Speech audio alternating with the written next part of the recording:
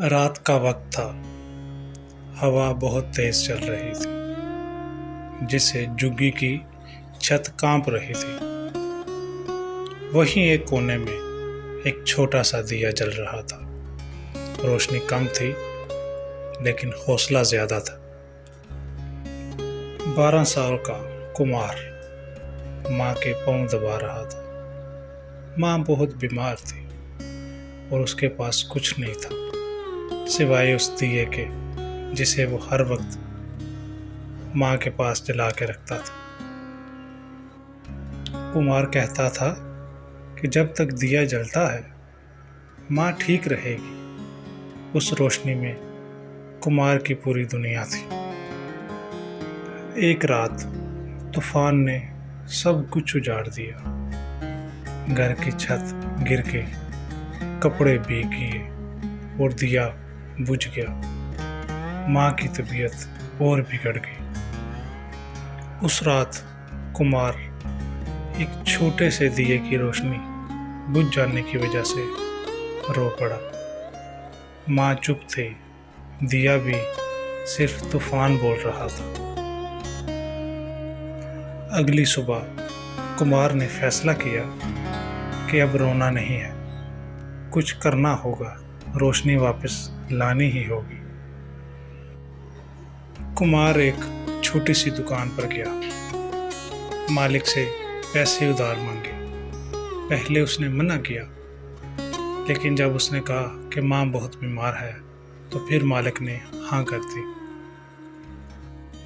सारा दिन काम करने के बाद कुमार घर आया।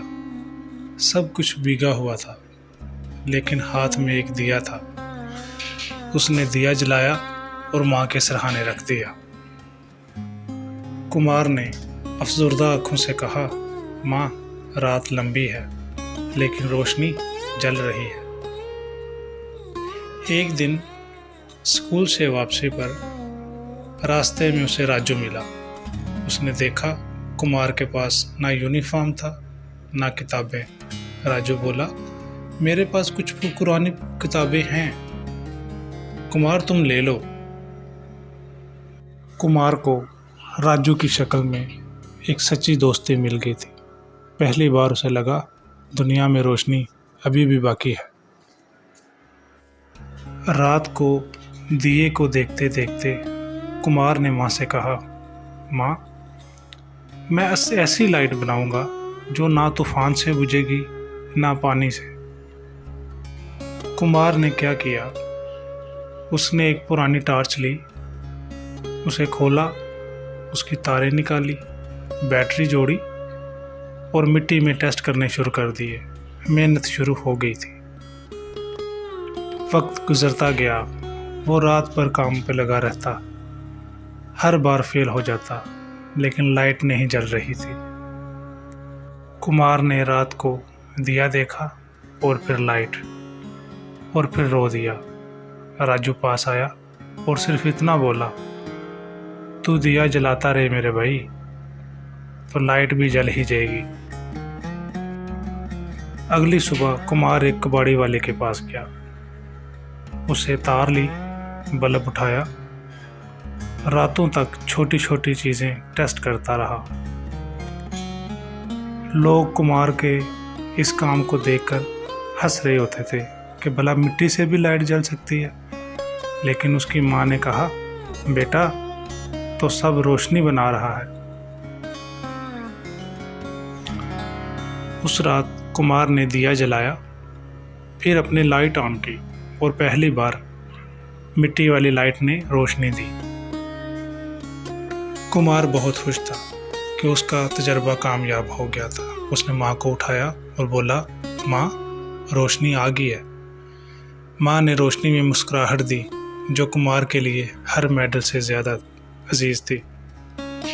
कुमार ने सबसे पहले लाइट उस बूढ़ी अम्मा के घर में लगाई, जिन्होंने उसे वायर दिया था। रोशनी सबके लिए थी। एक एक करके सब बस्ती के लोग कुमार से लाइट लेने लगे। कुमार कुछ नहीं मांगता था, सिर्फ एक चेहरा रोशन होता हो देखता चाहता था। झुग्गी की गलियां अभी भी टेढ़ी मेढ़ी थी, लेकिन अब हर कोने में कुमार की मिट्टी वाली रोशनी थी। ना बिजली का बिल, ना जनरेटर का शोर। कुछ सालों बाद कुमार ने एक छोटी सी मैकेनिक की दुकान खोली। वो हर कस्टमर को एक मिट्टी वाली इमरजेंसी लाइट गिफ्ट करता। दुकान के मेज़ पर एक छोटा सा दिया रखा हुआ होता था, वही पुराना, कभी बुझा था लेकिन कभी हारा नहीं था। कुमार अक्सर कहता था, जब कुछ नहीं था तो दिया था, जब सब कुछ बुझा था रोशनी तब भी जलती थी, और रोशनी आज भी जल रही है।